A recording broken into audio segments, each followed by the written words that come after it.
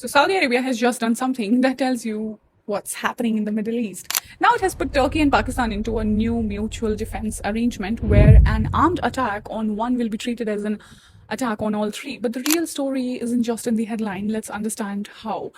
So why Saudi Arabia needs more options now? Because Saudi has been already spending enormous amount of money when it comes to weapon and how much they have relied on the American support security umbrella. Yet this year, Iran's war has shown Riyadh a problem that it cannot simply buy its way out of.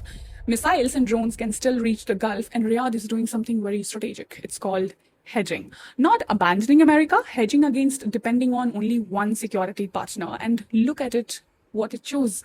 Pakistan. So Pakistan isn't coming empty-handed. During the Iran conflict, they deployed around 8,000 troops. GF-17 fighter jets, drones, and a Chinese HQ-9 air defense system to Saudi Arabia. But here's the part which people might miss, that Saudi has been financially supporting Pakistan. In April, they gave them around $3 billion and Islamabad was facing a $3.5 billion repayment to UAE. So this simply isn't that Saudi gets Pakistani soldiers. It's actually a much bigger exchange. Saudi gets military depth. Pakistan gets money, strategic relevance, and a bigger role in Gulf security. Now let's bring in the Turkey.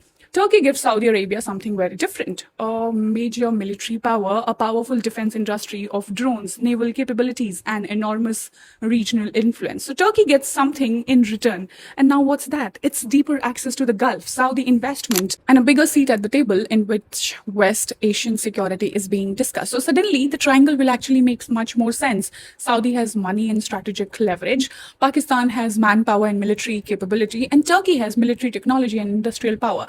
Now put all these three together and you will get something none of them has alone: strategic depth.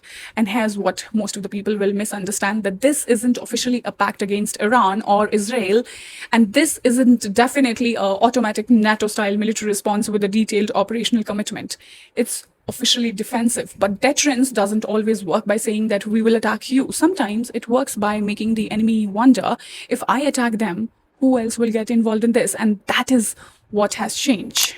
So Saudi Arabia isn't necessarily replacing America. It's actually building a world in which they have alternatives, because your region is hit by missiles, your energy routes are vulnerable, and you cannot predict how next crisis will unfold. So having one powerful protector can actually become a vulnerability, and having several powerful partners, it's actually a leverage. So don't just look at this pact and see these three countries standing together. Look at the exchange underneath this: Saudi's money, Pakistan's military muscle, and Turkish defense capability. And that's the real story. Saudi isn't choosing a new ally, it's building options. And that may be one of the clearest signs yet that the security map of the Middle East is being rewritten.